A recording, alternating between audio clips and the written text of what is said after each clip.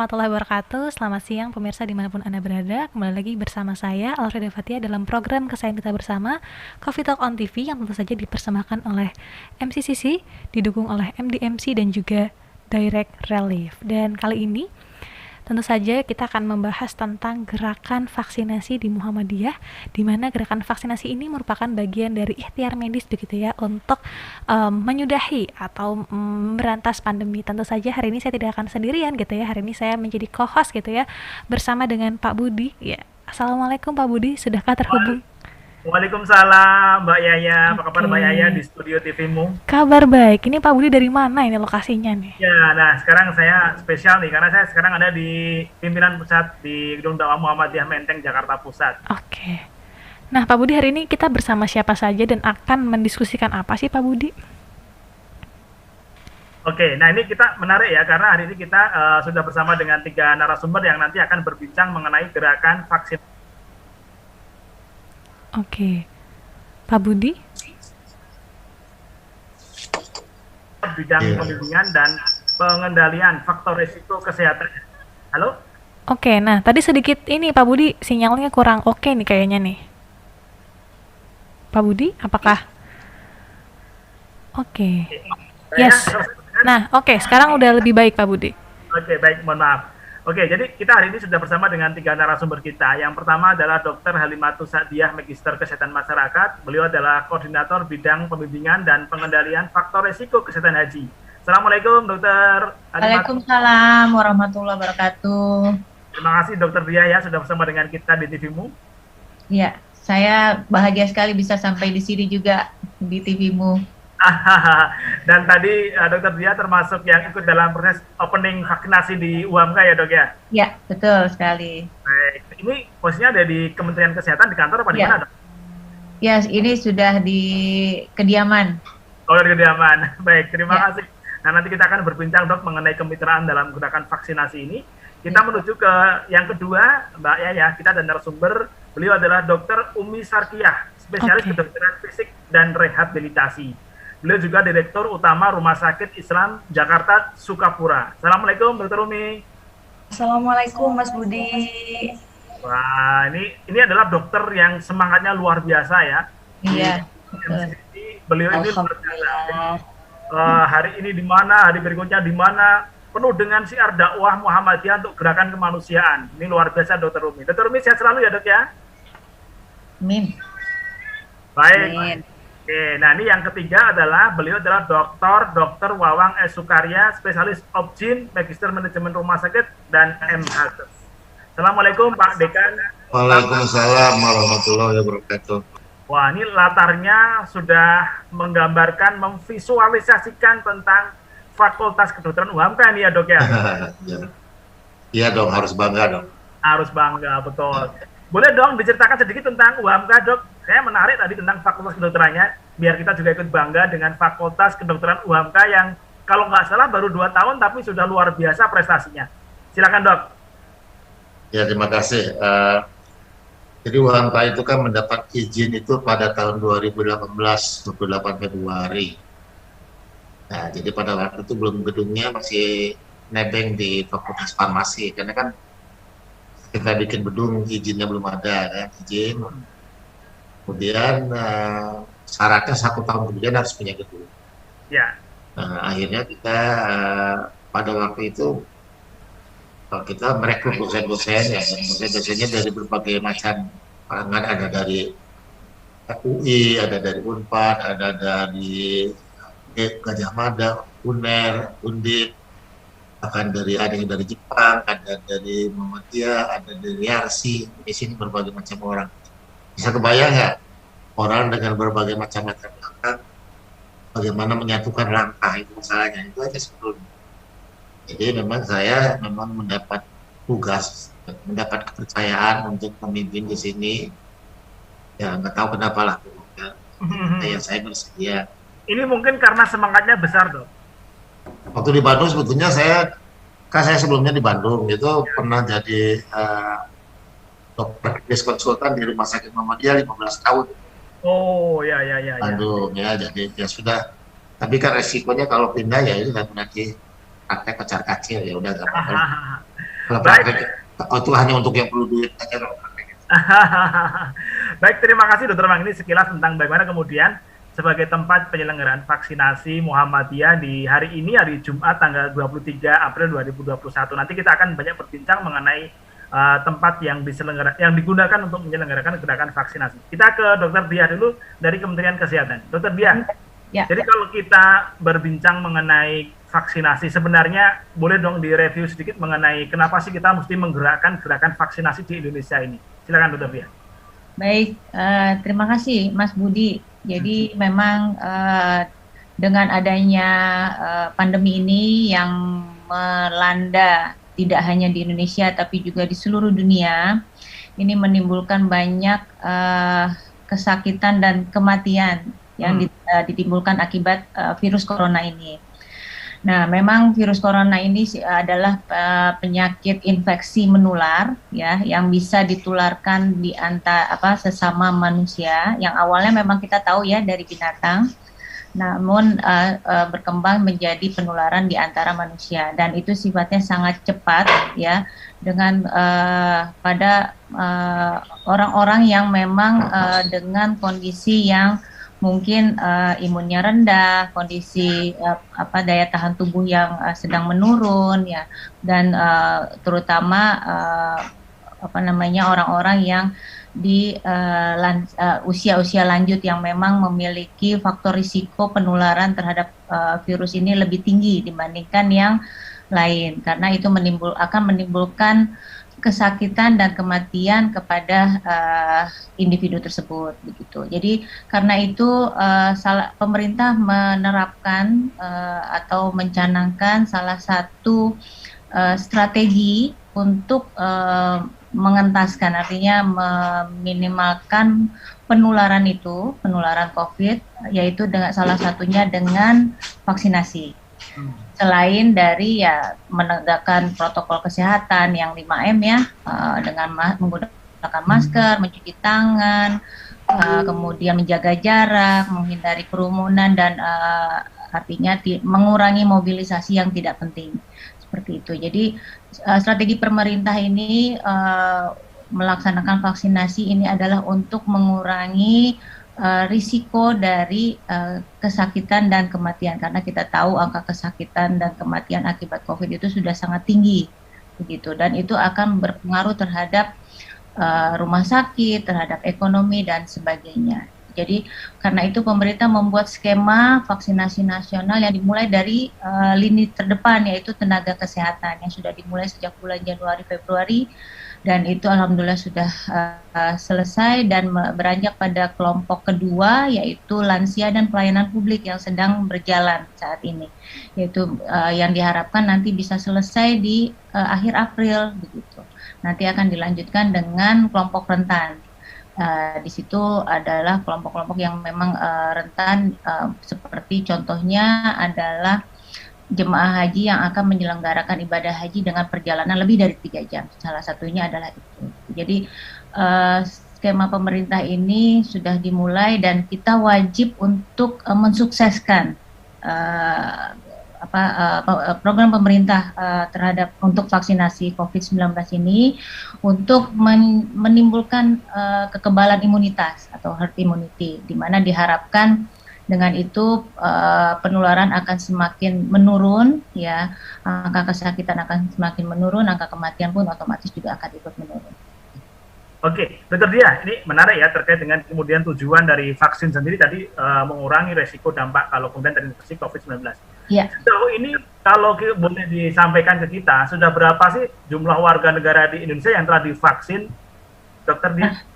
Nah, kalau dilihat dari, karena skemanya, nah ini data yang ini nanti mungkin Bu, sebenarnya saya data pastinya sampai saat ini belum dapat ya, tapi kalau karena saya di Pusat Kesehatan Haji, saya punya data untuk jamaah haji Indonesia, calon jemaah haji Indonesia yang sudah melunasi tahun lalu yang memang dijadwalkan untuk berangkat, itu sudah lebih dari 87.000 calon jemaah haji yang divaksin sampai saat ini begitu. Termasuk di situ lansia ya, yang usianya lansia, yang memang mempunyai faktor risiko tinggi, kemudian juga calon jamaah haji lainnya yang termasuk di dalam kelompok pelayanan publik, yang di situ ada ASN, ada pegawai BUMN, ada kemudian TNI ataupun pedagang, dari wartawan dan media massa yang termasuk dalam pelayanan publik seperti itu. Oke, kalau sejauh ini terkait dengan penyelenggaraan vaksin, ini menarik ya ketika kemudian Kementerian Kesehatan melibatkan Muhammadiyah sebagai organisasi massa yang memiliki jumlah massa yang sangat besar ya, lebih dari 30 juta warga Muhammadiyah di Indonesia, tentu diantaranya adalah lansia. Apa pertimbangan Kementerian Kesehatan memilih Muhammadiyah sebagai bagian dari kemitraan dalam gerakan vaksinasi ini, Bu Dia? Ya, baik. Ya, memang kita tahu bahwa Muhammadiyah salah satu dari organisasi masyarakat dengan jumlah keanggotaannya yang cukup besar dan berada di hampir seluruh wilayah Indonesia. Nah, karena itu Kementerian Kesehatan dalam mensukseskan program vaksinasi COVID-19 ini ingin mengerahkan seluruh tokoh masyarakat atau seluruh unsur-unsur dari masyarakat untuk bisa mensukseskan program vaksinasi ini. Nah, salah satunya adalah Muhammadiyah. Muhammadiyah sebagai salah satu wakil masyarakat, organisasi masyarakat yang ada di Indonesia, yang kita tahu memang sudah berdiri cukup lama dan sudah diakui dan sudah memiliki artinya pengaruh yang cukup kuat. Karena itu diharapkan dengan peran serta dari Muhammadiyah ini bisa meningkatkan cakupan capaian vaksinasi COVID-19, Mas Budi. Jadi yang kita tahu, nah kalau angka untuk lansia sendiri sebenarnya masih sangat rendah, Mas Budi, baru 11% untuk warga negara Indonesia secara keseluruhan. Jadi makanya kami Kemenkes merangkul atau mengajak kolaborasi, jadi dengan organisasi masyarakat, salah satunya Muhammadiyah. Ini adalah langkah strategis yang sangat penting yang bisa kita harapkan insya Allah bisa meningkatkan cakupan capaian vaksinasi COVID-19, utamanya untuk lansia. Baik, Dokter Dia dan juga Pak Budi gitu ya. Kita harus jeda sejenak gitu ya. Nanti kita akan lanjutkan sesaat lagi. Tetap bersama kami di Coffee Talk on TV.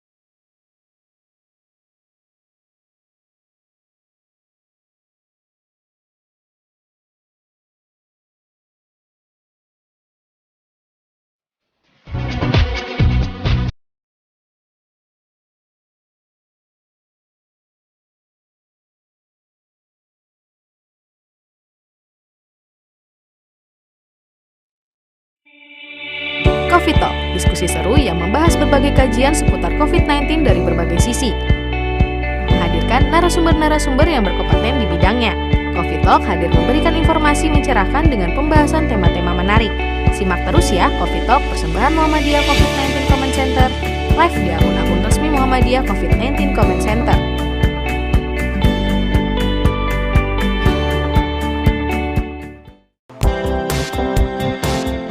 Muhammadiyah COVID-19 Comment Center telah membagikan ribuan masker kepada masyarakat di berbagai wilayah di Indonesia sebagai salah satu upaya untuk mencegah penyebaran COVID-19 di masyarakat.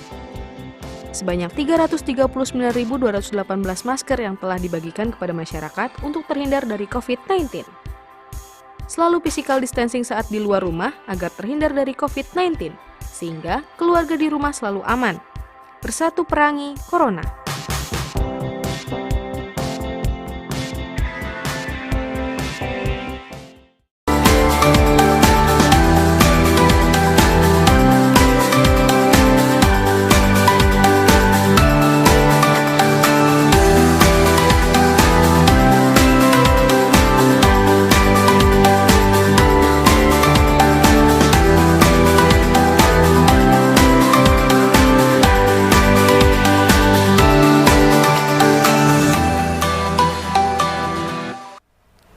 Anda kembali lagi bersama kami di Coffee Talk on TV, masih bersama dengan Pak Budi gitu ya, dan juga bersama dengan Dokter Diah gitu ya, Dokter Wawang dan juga Dokter Umi, dan kita masih berbicara tentang vaksinasi gitu ya. Saya kembali ke Pak Budi. Baik, terima kasih Mbak Yaya. Nah, ini kita tadi sudah mendengar tentang bagaimana kemudian kemitraan yang dibangun antara Kementerian Kesehatan dengan Muhammadiyah melalui Muhammadiyah COVID-19 Command Center. Nah, ini sekarang saya bergeser nih ke salah satu tokohnya Muhammadiyah COVID-19 Command Center, Dr. Umi Syarkiah, spesialis kedokteran fisik dan rehabilitasi.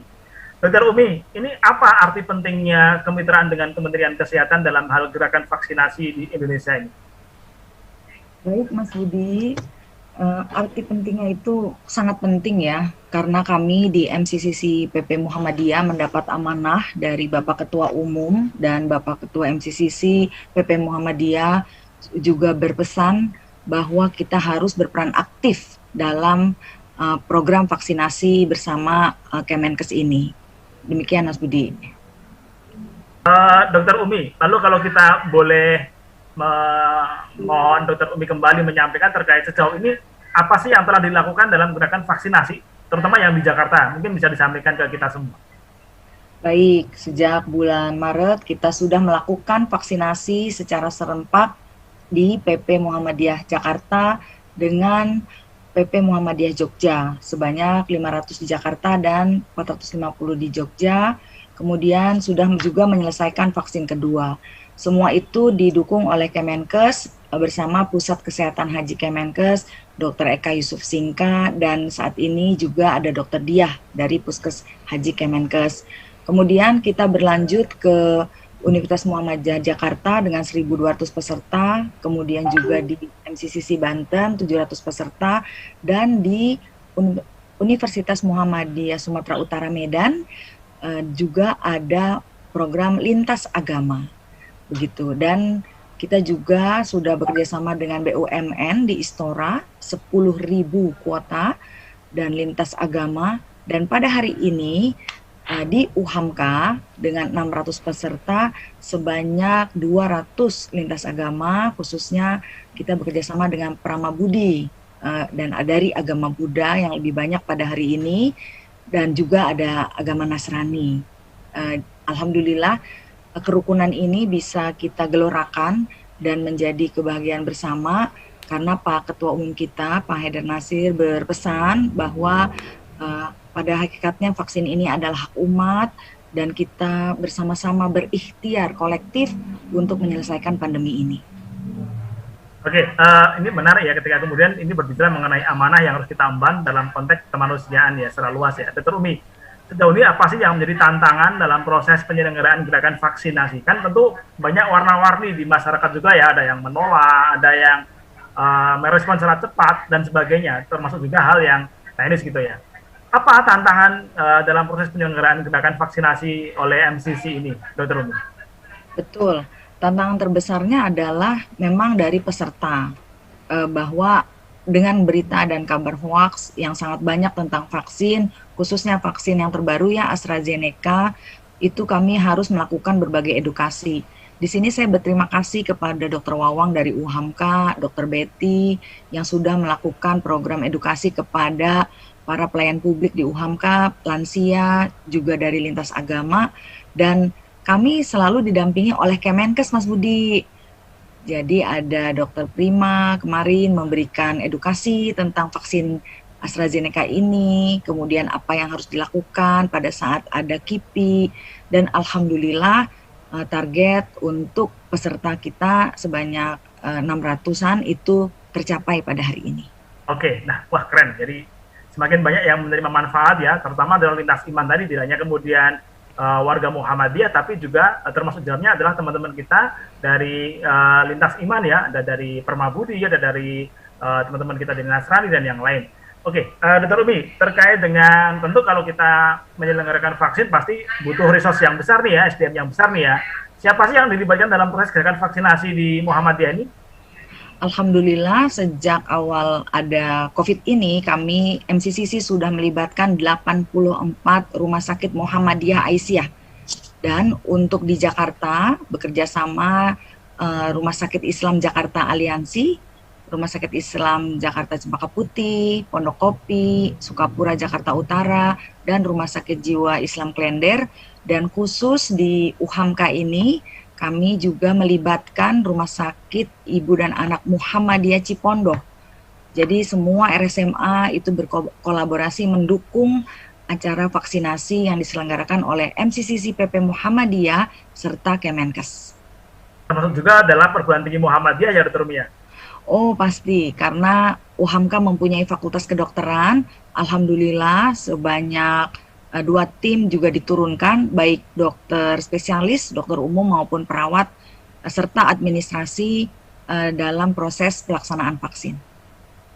Oke, nah ini sudah nyolek UHAMKA nih, kita ke dekannya Fakultas Kedokteran UHAMKA nih, Dr. Mawang. Jadi UHAMKA sebagai salah satu yang diberikan amanah untuk menyelenggarakan vaksin ya, sebagai tempat.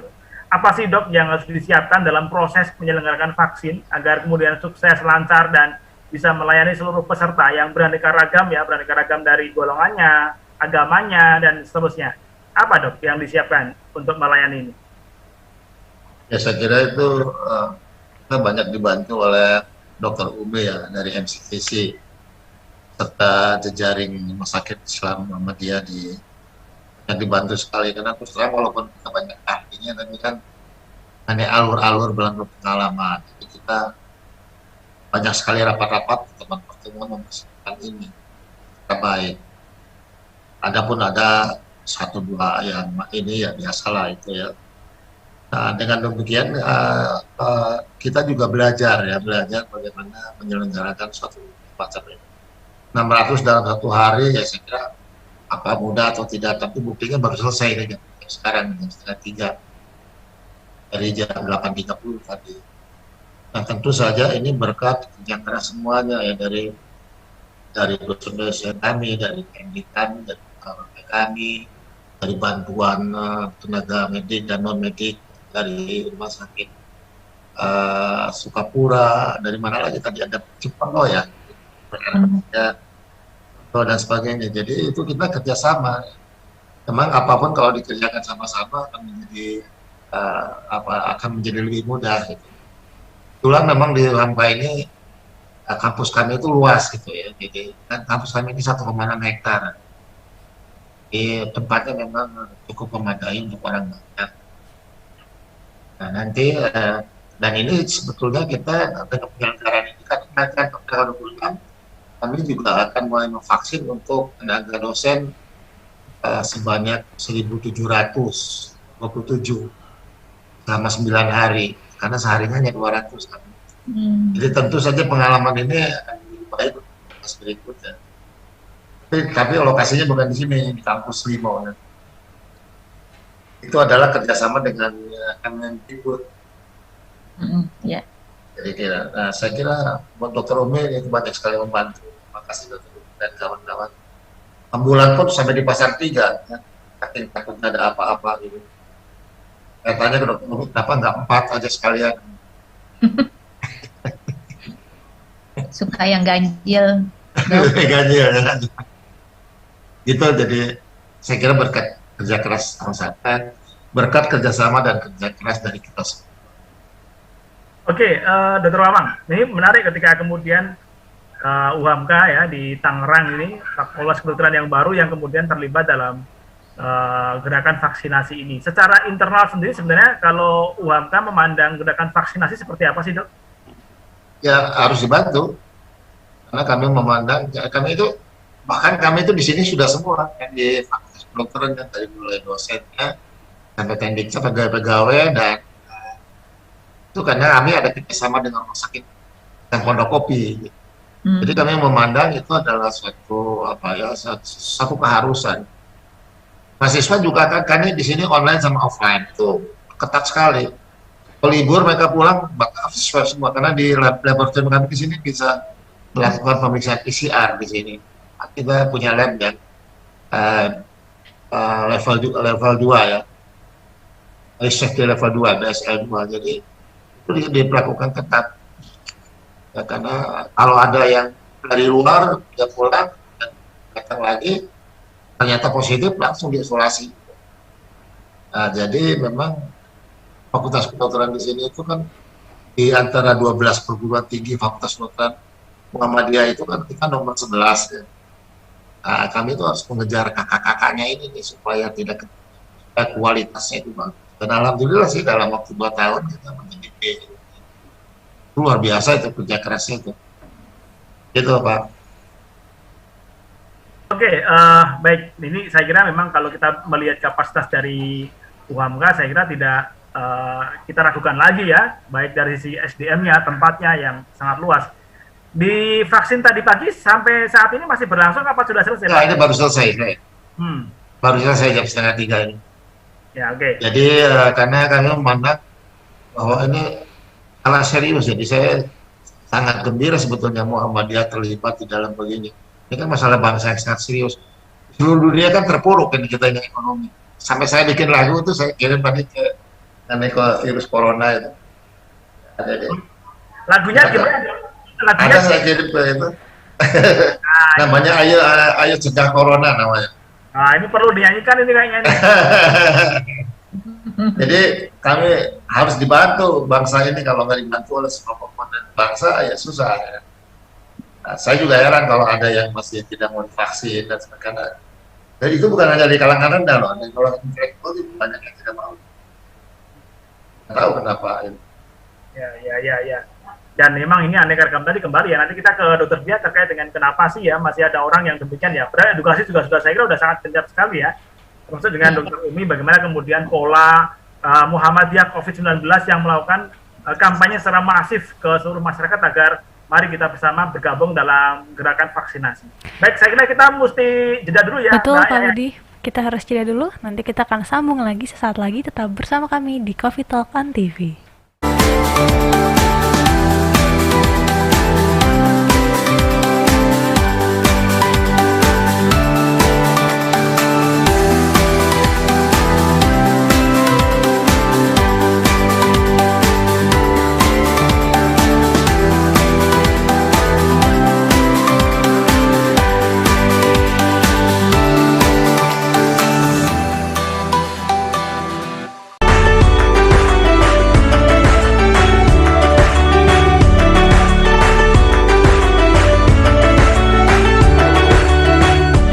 COVID-19 terasa jelas di sektor ekonomi, terutama kebutuhan pangan masyarakat. Muhammadiyah COVID-19 Comment Center dari pusat, wilayah, daerah, cabang hingga ranting telah membagikan paket sembako kepada masyarakat terdampak COVID-19.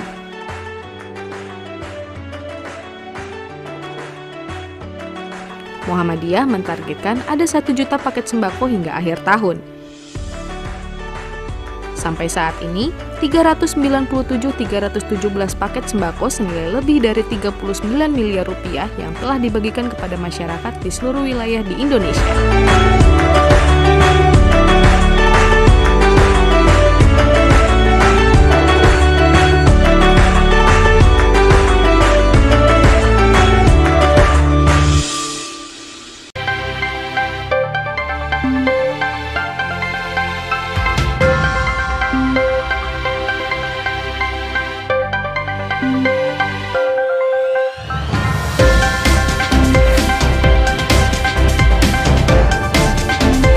Program langkah pasar lebih mengenai sistem hukum yang bergerak civil law atau inovasi. Kita akan berbincang berbagai isu-isu aktual dan juga kepakaran di berbagai bidang ilmu ada di Universitas Ahmad Dahlan.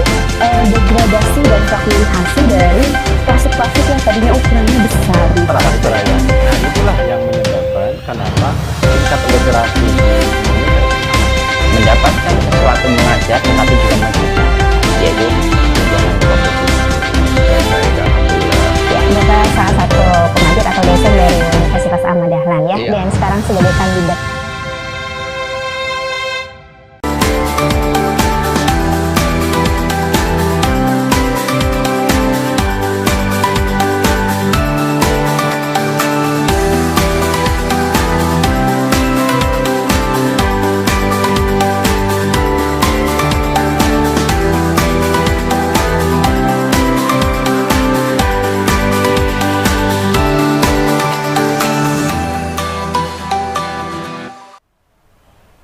Anda kembali lagi bersama kami di Coffee Talk on TV. Tentu saja masih bersama dengan Pak Budi, Dr. Diah, Dr. Umi, dan juga Dr. Wawang. Dan kita masih berbicara tentang vaksinasi di Indonesia.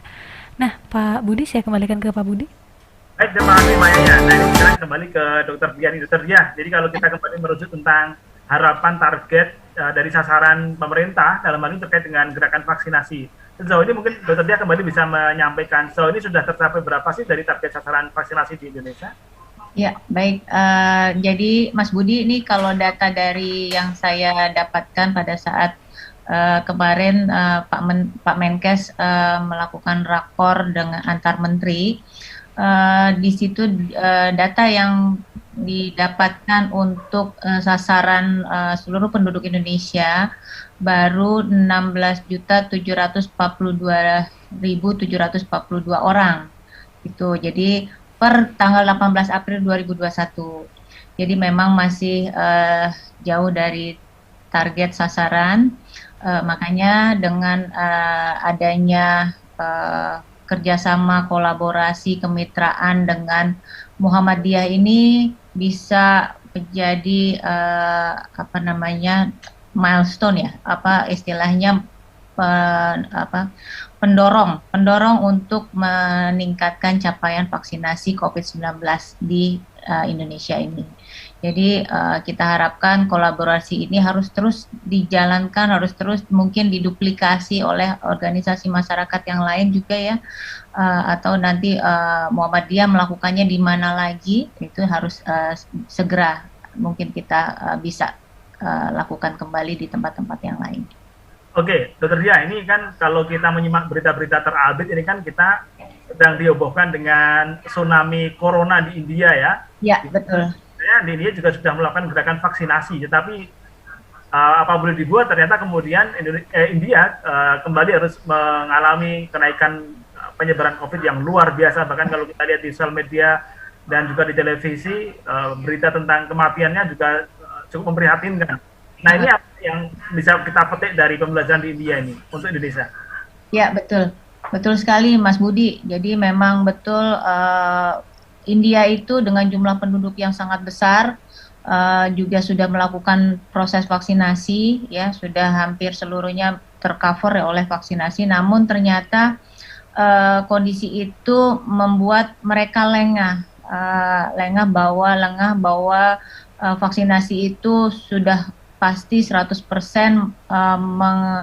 membuat mereka kebal terhadap COVID, tapi itu salah. Jadi vaksinasi adalah salah satu perlindungan terhadap kita terhadap penularan COVID-19, tapi tidak menjamin 100% tidak akan tertular kembali.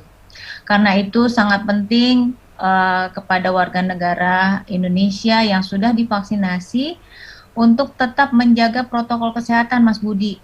Gitu. Jangan lupa, jangan lengah, jangan lelah, jangan bosan. Jadi tetap harus disiplin protokol kesehatan tadi yang saya sebutkan, tidak hanya 3M, 5M. Jadi memakai masker, sering-sering mencuci tangan atau menggunakan hand sanitizer kalau tidak ada air gitu ya.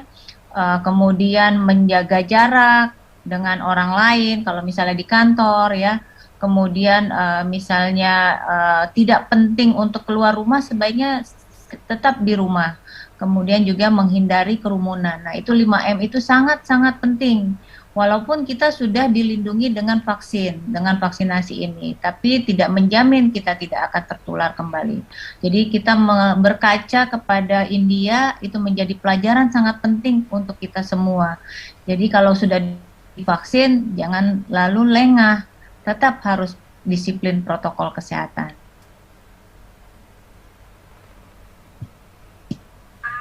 Sebentar lagi Indonesia kan akan memasuki tradisi tahunan ya, yang tahun lalu sebenarnya sudah melakukan pelarangan ya. Nah, di tahun ini bagaimana pemerintah terkait dengan rencana tahunan gitu ya, ada mudik, lebaran lah dan yang lain. Apa ini yang menjadi perhatian pemerintah dalam posisi ini, Dr. Diah? Iya, jadi Satgas sudah mengeluarkan aturan untuk dan pemerintah ya melalui Satgas sudah mengeluarkan aturan untuk pelarangan mudik.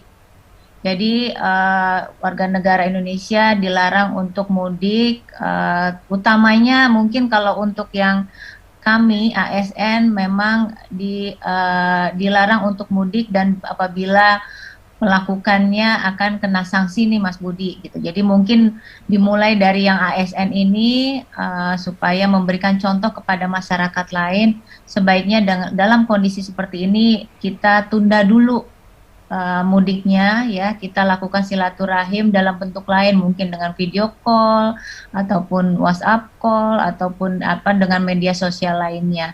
Jadi kita hindari betul, minimalkan jadi untuk tahun ini, tahun kedua ya dari tahun lalu juga kita juga diminta untuk tidak mudik seperti itu. Jadi ini pun kali ini karena pandemi belum selesai diminta untuk tidak mudik supaya benar-benar kita bisa menekan angka kesakitan, angka penularan dari COVID itu kita tekan supaya seminimal mungkin kita bisa lakukan eliminasi untuk COVID ini. Begitu.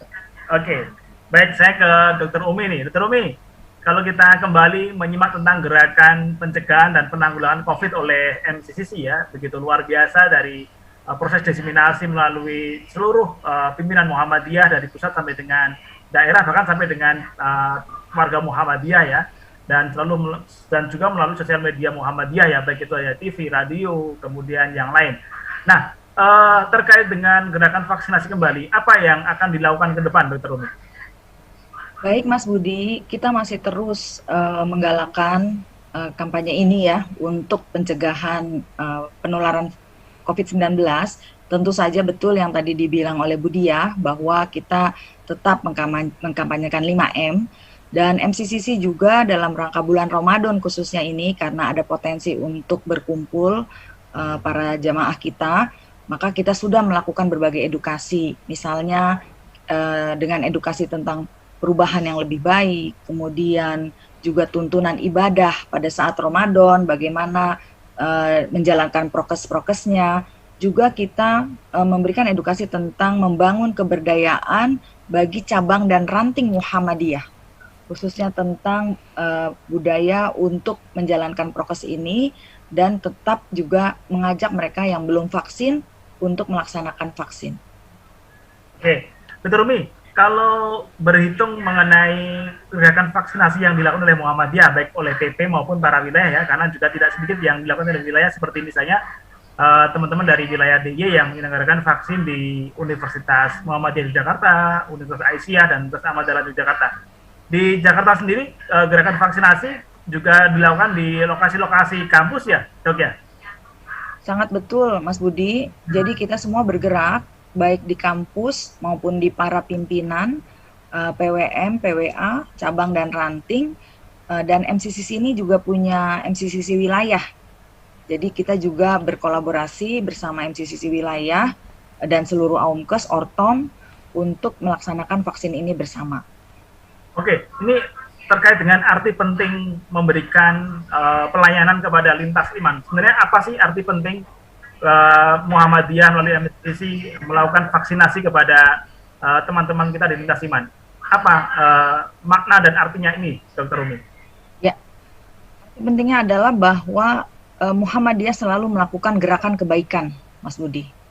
Ya. Kita ingin dalam hal apapun gerakan kebaikan yang dilakukan oleh Muhammadiyah dapat menyentuh seluruh umat, dan saudara-saudara kita dari lintas agama pun sama haknya dengan kita, dan kita juga sering berhubungan dengan mereka, sering kontak.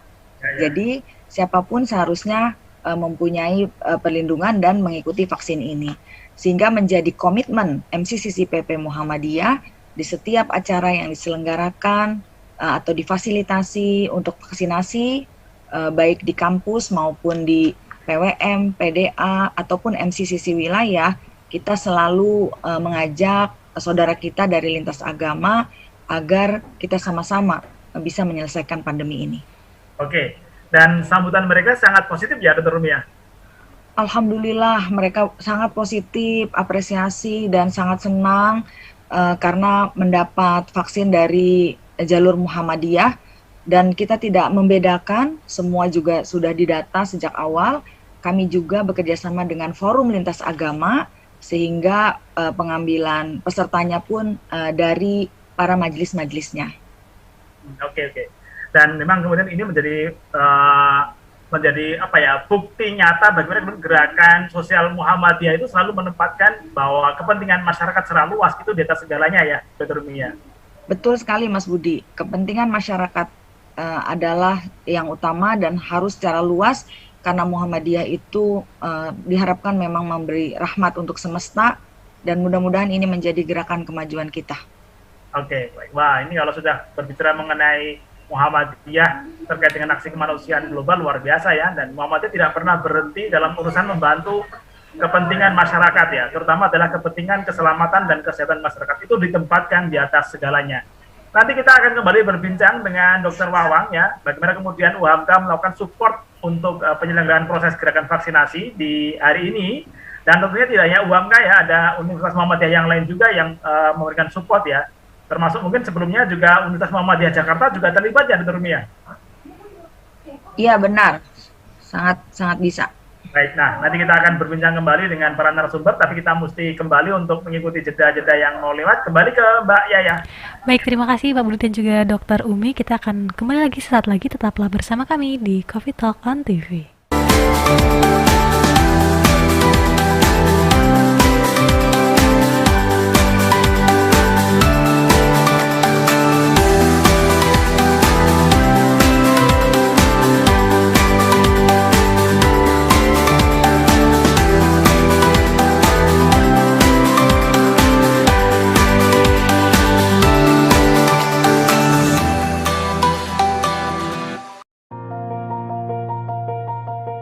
Assalamualaikum warahmatullahi wabarakatuh. Apa kabar pelanggan setia majalah Suara Muhammadiyah? Kini majalah Suara Muhammadiyah bisa Anda dapatkan dalam versi digital. Simak video ini untuk cara berlangganannya.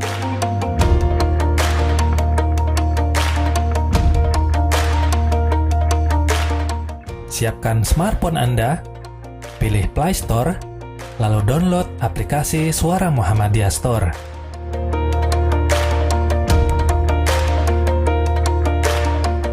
Setelah proses download selesai, silakan buka aplikasinya. Jika Anda belum mempunyai akun, silakan untuk mendaftar terlebih dahulu. Silakan isi kolom yang telah disediakan di form pendaftaran pelanggan. Kemudian pilih daftar sekarang. Jika Anda ingin berlangganan majalah, pilih menu majalah yang ada di bawah ini. Lalu, pilih paket langganan. Tahap selanjutnya adalah pilih metode pembayaran.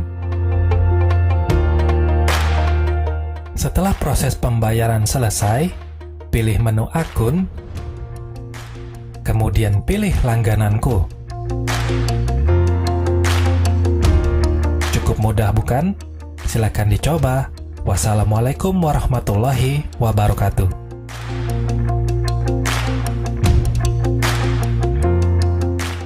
Tayangan televisi Anda bermasalah atau kurang jernih? Sudah saatnya Anda mengganti antena UHF Anda dengan decoder Cavision Cartens. Selain harga terjangkau dan tayangan yang jernih, Anda dapat menyaksikan puluhan channel nasional dan internasional gratis selamanya. Anda juga dapat menyaksikan tayangan olahraga dunia. Tunggu apa lagi? Ganti sekarang juga. Cavision on terus.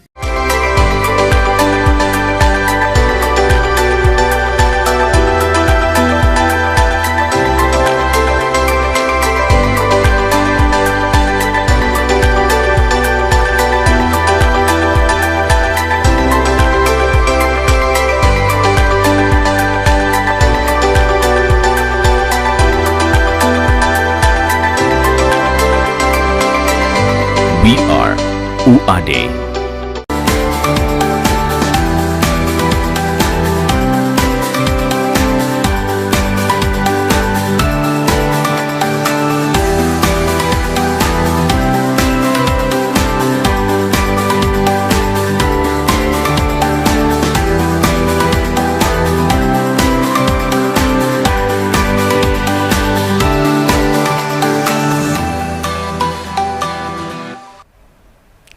Anda kembali lagi bersama kami di Coffee Talk on TV. Tentu masih bersama saya Alfreda Fathia dan masih bersama dengan Pak Budi beserta Dr. Umi, Dr. Wawang dan juga Dr. Dia. Kita akan lanjutkan perbincangan kita begitu ya tentang vaksinasi tadi. Saya kembalikan ke Pak Budi. Baik, terima kasih Mbak Yaya. Nah, ini kita di segmen terakhir Coffee Talk on TV di TVmu. Kita masih bersama dengan Dr. Wawang Sukarya, Dr. Umi dan juga Dr. Dia. Baik, saya ke Dr. Wawang. Dr. Wawang, tentu ini menjadi makna tersendiri bagi UHAMK yang diberikan mandat untuk menyelenggarakan vaksin dengan peserta yang luar biasa banyak ya, ada 600 lebih begitu ya. Tentu energinya juga mesti full nih agar kemudian memberikan nilai arti bagi para warga yang mengikuti vaksin di sana. Bagi UHAMK sendiri, apakah memang gerakan vaksin, gerakan pencegahan penanggulangan bencana COVID ini menjadi bagian dari semangat atau menjadi ini gerakan tersendiri bagi UHAMK, Dr. Wawang? Ya, betul, karena selain ada edaran dari rektor, sebetulnya dari awal Fakultas Kedokteran kan, karena Fakultas Kedokteran menyadari betul bahayanya penyakit ini. Nah, sesuai fungsinya tentu ini di dalam pendidikan ke mahasiswa juga kita insertkan mengenai COVID-19. Dan di dalam penelitian-penelitian kita ada sekitar 7 yang sedang berjalan itu tentang COVID. Ya, itu karena kita kan mengalami rutin untuk yang lumayan canggih. Kemudian untuk baksos kita lakukan masyarakat sekitar, misalnya pembagian masker dan sebagainya. Kemudian webinar kita banyak sekali berkontribusi. Kenapa ini dilakukan? Karena kami menyadari betul bahwa ini sangat penting, luar biasa pentingnya kan kita rasakan selama tahun ini luar biasa lah. Dengan tekanan juga ya. Orang kan bosan juga, apalagi anak kecil bisa tinggal di rumah ya setahun. Saking prihatinnya saya sampai bikin lagu tuh ya, ada lagunya, tapi itu masih 3M, jadi waktu itu belum 5M ya. Oke. Kawan-kawan di sini banyak menjadi narasumber untuk ada dana penelitian dari pengurus pusat Muhammadiyah juga kita dapat 3 kalau tidak salah untuk khusus COVID.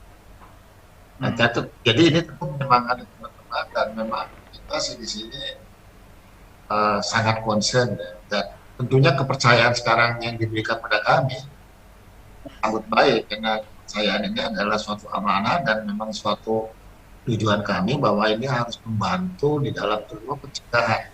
Karena vaksin itu banyak yang salah itu tadi seperti dikatakan Mbak Dia ya, bahwa orang merasa sudah divaksin sudah aman, jadi nanti sembarangan. Tidak demikian, karena kan ada efficacy, misalnya Jeneka itu kalau tidak salah 76% lah gitu. Berarti yang 24-nya itu kan tidak terlindungi. Jadi tetap saja dia bisa tertular. Sama aja orang naik helm tapi naik kebut-kebutan tetap aja kan bisa celaka. Sekarang udah divaksin tapi itu masuk ke daerah COVID misalnya, ya tentu bisa tertular. Hanya memang daya tahan tubuhnya menjadi naik, itu aja. Tapi tetap bisa tertular dan kalau yang sisa 24% itu terkena bisa menularkan. Jadi tetap itu protokol kesehatan, pakai masker, cuci tangan, jaga jarak dan kerumun kalau sekarang tambah dengan jangan mobilitas kurang itu tetap harus diterapkan.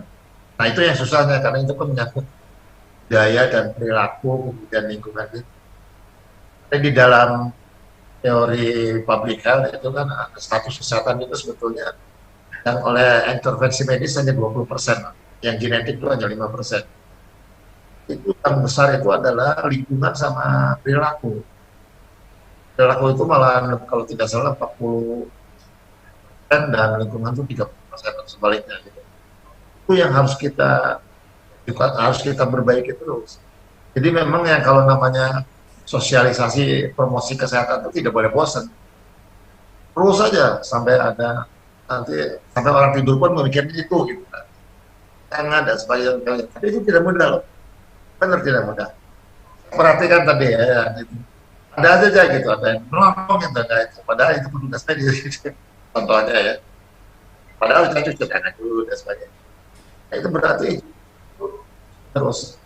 Saya pernah ada suatu pertemuan di New Zealand ya, kita bicara sebelum ada COVID semacam ini.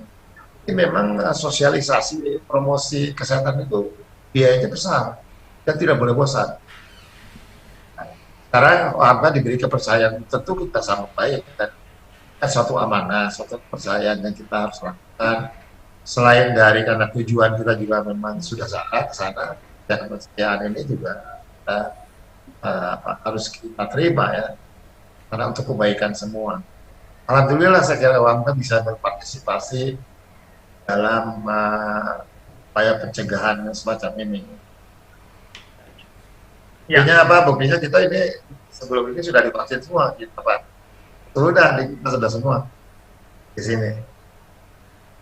Ya, tentu ini kan kalau kita berpikir mengenai perguruan tinggi Muhammadiyah, ada implementasi dari Tridharma perguruan tinggi. 12, ya? Ada 12. Apa aja itu Pak? Yang FK-nya ada 12, kalau perguruan tinggi Muhammadiyah kan ada 100 suara. Yang ada FK-nya ada 12. Ya kalau di Jakarta ada 2 UNJ, Muhammadiyah Jakarta, dan Hamka itu Dr. Upi itu salah satu dosen, selain direktur salah satu dosen UNJ. Kemudian di Jawa Tengah ada UMY itu Jakarta. Di Surabaya ada Muhammadiyah Surabaya. Di Makassar ada Universitas Muhammadiyah Makassar. Di USU. Betul Bang, halo. Ya. Terkait dengan implementasi Tridharma perguruan tinggi, tadi kan ini gerakan vaksin juga dan juga apa namanya pembagian masker itu juga termasuk bagian dari implementasi Tridharma perguruan tinggi untuk UHAMKA ya, betul ya? Iya, memang. Kan bagian ada nggak usaha-usaha kemudian melakukan usaha-usaha lain yang akan dilakukan terkait dengan usaha pencegahan penanggulangan COVID seperti misalnya penelitian atau pengabdian ke masyarakat atau apa? Ada nggak dok? Ya itu Pak, tadi saya cerita penelitian kita sekarang sedang berjalan itu ada 7 mengenai COVID khusus. Ya. Belum selesai itu karena kita melihat mRNA. Karena orang biasanya bekerja di daerah proteinnya, sekarang kita ke mRNA. Karena diduga gini, jadi ada ledakan dari sitokin itu, ada gangguan IN6 namanya. IN6 itu infeksi. Nah itu yang meregulasinya RNA-nya, mRNA itu kurang gitu. Jadi ini down regulation, ini harus diatur kayak gitu. Itu sedang kita teliti. Ada beberapa yang sedang kita teliti. Baik. Kemudian juga sudah kita kerjakan. Dan untuk itu kita ada kerjasama dengan kantor staf kepresidenan, PCR.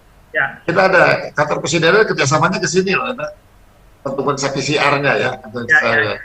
Luar biasa ya. Jadi memilih UHAMKA sebagai mitra dalam hal ini ya. Iya, alhamdulillah ya. Oke, baik. Terima kasih Dr. Awang. Ini kita ke Dr. Dia. Dr. Dia, ini mengakhiri sesi kita di siang hari ini. Bagi pemerintah sendiri, terutama terkait dengan upaya ini, apakah kemudian memang akan secara masif kembali terus dan akan digulirkan karena memang sasaran warga negara Indonesia juga masih banyak yang belum divaksin.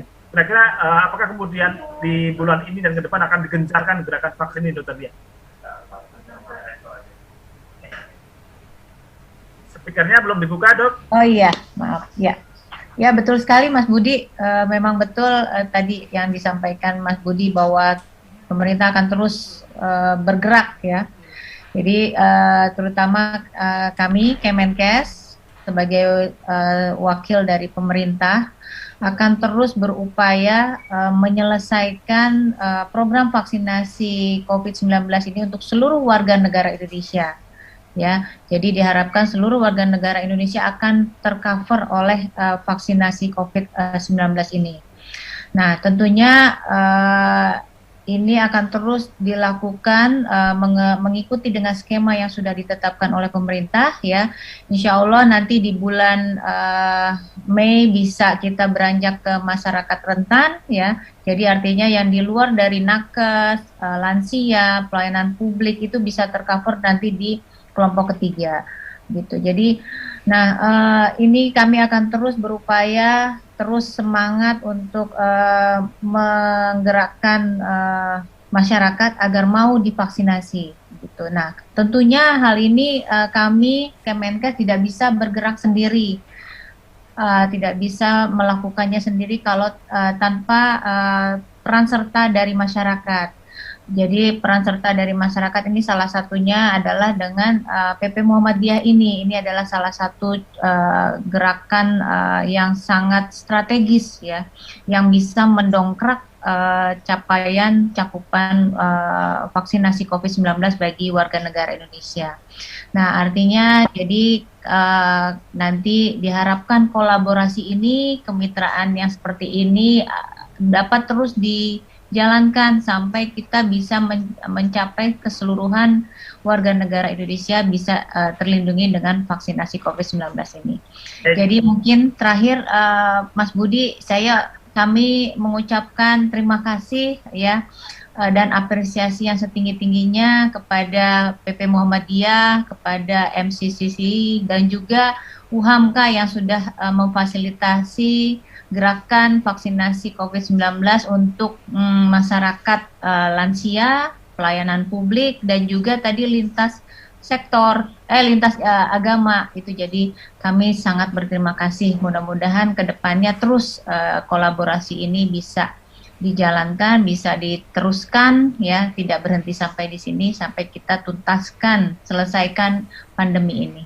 Baik, terima kasih Dokter Diah. Terakhir nih Dokter Umi, singkat saja. Jadi apa ini? Tadi Kementerian Kesehatan akan terus menggandeng Muhammadiyah, MCC untuk melakukan gerakan vaksinasi. Silakan Dokter Umi, singkat saja. Baik Mas Budi, kami juga atas nama MCCC PP Muhammadiyah mengucapkan terima kasih Bu Diah kepada Kapuskes Haji Kemenkes, juga untuk UHAMKA yang hari ini sudah menyelenggarakan vaksin untuk warga Muhammadiyah, lansia, pelayan publik, dan lintas agama. Kami di MCCC PP Muhammadiyah dalam mengatasi pandemi ini akan terus selalu berkhidmat untuk kemanusiaan dari Aceh sampai Papua, Mas Budi. Ya, baik, terima kasih Dr. Umi, terima kasih Dr. Diah, dan terima kasih Dr. Wawang atas kebersamaannya di siang hari ini. Semoga acara di siang hari ini mampu memberikan kemanfaatan kepada seluruh masyarakat di Indonesia untuk mau divaksin dan terus menjadi bagian dari memutus virus corona di Indonesia. Kembali ke Yaya. Baik, terima kasih untuk Pak Budi dan juga Dr. Wawang, Dr. Dia dan juga Dr. Umi sudah berbagi siang hari ini. Dan ini kita sudah sampai di penghujung acara. Semoga kita bisa sama-sama berikhtiar untuk mengentaskan gitu ya pandemi ini dan kita segera kembali normal kembali. Untuk itu saya pamit undur diri. Terima kasih atas perhatian Anda. Sampai jumpa lagi. Assalamualaikum warahmatullahi wabarakatuh.